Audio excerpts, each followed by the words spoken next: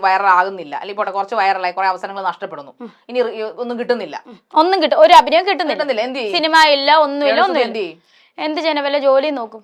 വല്ല ജോലി എന്ന് പറഞ്ഞാൽ അഭിനയം അല്ലാത്ത വേറെ വല്ല ജോലി, വേറെ ജോലിക്ക് പോകാൻ അറിയാന്നല്ല, കിട്ടിയാൽ ഞാൻ ഒരുപാട് ജോലിക്ക് ശ്രമിച്ചതാണ്. അപ്പോൾ എല്ലാവരും പറയുന്നത്, ഇന്റർവ്യൂ കഴിഞ്ഞിട്ട് പറയുന്നത്, നിങ്ങൾ നാടകത്തിനകത്തുണ്ടെന്ന് പത്രത്തിലുണ്ടായിരുന്നു, നിങ്ങൾ ലൈം ലൈറ്റിൽ നിൽക്കുന്നവരാണ്, അപ്പൊ നിങ്ങൾക്ക് ഇടയ്ക്ക് നാടകം വന്നാൽ ഞാൻ നിങ്ങൾക്ക് എങ്ങനെ ലീവ് തരും? ഒരുപാട് ചെന്ന് ഇന്റർവ്യൂ അറ്റൻഡ് ചെയ്യുമ്പോൾ അവർ ഇതാണ് പറയുന്നത്. പിന്നെ ഗവൺമെന്റ് ജോലി തരാമെന്ന് പറഞ്ഞത് അത് ഓരോ പ്രോസസ്സിംഗ് നടന്നുകൊണ്ടിരിക്കും. അതും വൈറ്റ് കോളർ ജോലിയല്ല, 10ാം ക്ലാസ് വെച്ചിട്ടുള്ള ജോലിയാണ് ഞാൻ പറഞ്ഞേക്കുന്നത്. എന്റെ അടുത്ത് പറഞ്ഞേക്കുന്നത് PSC ചെയ്ത് അന്ന് സുധിച്ചേട്ടൻ മരിച്ച സമയത്ത് മന്ത്രി വന്നിട്ട് എംപ്ലോയ്മെന്റിൽ എനിക്ക് ഓൾറെഡി രജിസ്റ്റർ ചെയ്തിട്ടുണ്ട്, അതുപോലെ ഇത് പുതുക്കണം, എന്താ എംപ്ലോയ്മെന്റിൽ നമ്മൾ സീനിയോറിറ്റി പുതുക്കണം, PSC ചെയ്തല്ല സീനിയോറിറ്റി പുതുക്കണം, അങ്ങനെ പുതുക്കിയിട്ടുള്ള ജോലിയുടെ കാര്യമാണ് അവർ. പക്ഷെ ഇതുവരെ ഒന്നും ഇതൊക്കെ നിർത്തിപ്പോത്തൊന്നുമില്ല. ഇത് വരുന്നോടത്ത് ഇത് ഇനി അങ്ങോട്ട് ഞാൻ എന്തായാലും അവസരം തേടി പോകത്തില്ല, ഇങ്ങോട്ട് വരുന്ന ഞാൻ ചെയ്തിരിക്കും. എല്ലാം താങ്കളുടെ കാൽ കീഴിൽ വന്ന അവസരങ്ങളാണോ? അല്ല കാൽ കീഴിൽ വന്നെന്ന് ഞാൻ പറയത്തില്ല. സുധിച്ചേട്ടനുള്ള ഇഷ്ടം കൊണ്ട് എന്നോട് ചോദിച്ചു, ഇത് ചെയ്യാമോ അഭിനയിക്കാമോ എന്ന് ചോദിച്ചു. നേരത്തെ എന്തുകൊണ്ട് ചോദിച്ചില്ല സുധിച്ചേട്ടൻ? അത് എനിക്കറിയത്തില്ല, അത് അവരുടെ കാര്യമല്ലേ. അതെങ്ങനെ ഞാൻ അറിയുന്നത്? അവരെന്തുകൊണ്ട് ചോദിച്ചില്ല എന്ന് എനിക്കറിയില്ല. ഇതിന് മുന്നേ സുധിച്ചേട്ടൻ ഉള്ളപ്പോഴത്തേനും ഒരു പ്രൊഡ്യൂസർ ഞങ്ങളുടെ വീട്ടിൽ വന്നായിരുന്നു. സുധിച്ചേട്ടൻ ഇങ്ങനെ ഇരിക്കുന്നു, ഞാൻ സംസാരിക്കുന്ന കൂട്ടത്തിൽ പുള്ളി, ഇനിയിപ്പം ആ പുള്ളി എവിടെയാണെന്ന് അറിയത്തില്ല, സുധിച്ചേട്ടൻ മരിച്ചു പോയി, നിങ്ങൾ കള്ളമാന്ന് പറഞ്ഞാൽ എനിക്ക് വിഷയമൊന്നുമില്ല. പുള്ളി ചോദിച്ചു, രേണു ഇതിനകത്ത് ചെയ്യാൻ വരുന്നോ, അഭിനയിക്കുന്നു? അപ്പം സുധിച്ചേട്ടൻ, ഞാനപ്പം അവിടെ ഇരുന്നുകൊണ്ട് പറഞ്ഞത്, സുധിച്ചേട്ടന്റെ എനിക്ക് ക്യാമറയ്ക്ക് മുന്നിൽ വരാൻ താല്പര്യമില്ല, സുധിച്ചേട്ടന്റെ സപ്പോർട്ടായിട്ട് നിൽക്കാനാണ് താല്പര്യമാണ് അന്ന് പറഞ്ഞത്. അപ്പൊ അന്ന് അവസരം ഒരെണ്ണം വന്നായിരുന്നു, ഞാൻ അങ്ങനെയാണ് പറഞ്ഞത്.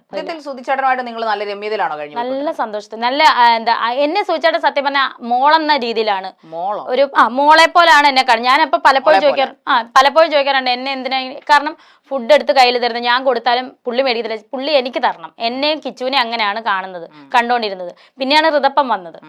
നിങ്ങൾ ഇത്രയും ടെറർ ആയതുകൊണ്ടാണോ, അല്ലെങ്കിൽ ഇത്ര പ്രശ്നക്കാരി മോളെ പോലെ കുഞ്ഞിനെ പോലെ? ഒരിക്കലും അല്ലായിരിക്കും. എനിക്ക് വന്നിന് ചേട്ടനേക്കാളും കുറെ ഏജ് ഡിഫറൻറ്റ് ഉള്ളതുകൊണ്ടായിരിക്കും മോളെ പോലെ കരുതുന്നത്. ഭയങ്കര അങ്ങനെയായിരുന്നു എന്നെ.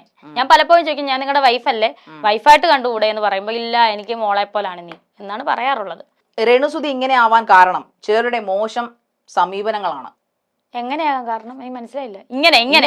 ഇങ്ങനെ അഭിനയത്തിൽ എന്നെ ആരും മോശമായിട്ടൊന്നും പെരുമാറിയിട്ടില്ല.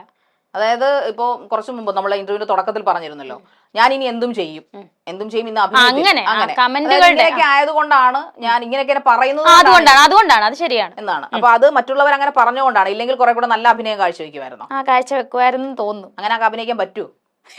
പഠിക്കണം. രേണു പേടിക്കുന്നത് ആരെയാണ്, എന്തിനെയാണ്? ദൈവത്തെ പേടിയുണ്ട്. പിന്നെ എന്തിനെ എന്ന് ചോദിച്ചാൽ നാളത്തെ ഭാവി എന്തായി തീരും, ഒരു സ്റ്റെബിലിറ്റി വന്നിട്ടില്ല, അതിനൊരു പേടിയുണ്ട്, എന്തായി തീരുമെന്ന്. ഈ രണ്ട് കാര്യത്തെയാണ് ഞാൻ പേടിക്കുന്നത്. കുറച്ചുകൂടെ അഭിനയം നന്നാക്കിയാൽ നല്ലൊരു ഭാവി ഉണ്ടാകുമെന്ന് ചിന്തിച്ചിട്ടുണ്ടോ? അതോ മോശം അഭിനയത്തിലേക്ക് പിന്നെയും പോയാൽ ഭാവി ഉണ്ടാകുമെന്നാണോ ചിന്തിക്കുന്നത്? അഭിനയം പഠിക്കണമെന്ന് ആഗ്രഹമുണ്ട്. എന്തായാലും ജനങ്ങൾ ഇത്രയും വെറുത്ത സെലിബ്രിറ്റി ആയിട്ടുള്ള, ഇത്രയും വിവാദങ്ങൾ ഉണ്ടാക്കിയെടുത്ത, സോഷ്യൽ മീഡിയക്കാർക്ക് കണ്ടന്റ് ഉണ്ടാക്കുന്ന രേണുസുധിയെ പരിചയപ്പെട്ടതിലും നമ്മളോടൊപ്പം കുറേയധികം സമയം ചെലവഴിച്ചതിലും ഒരുപാട് നന്ദി. എനിക്കും കണ്ടതിൽ സന്തോഷം. Thank you.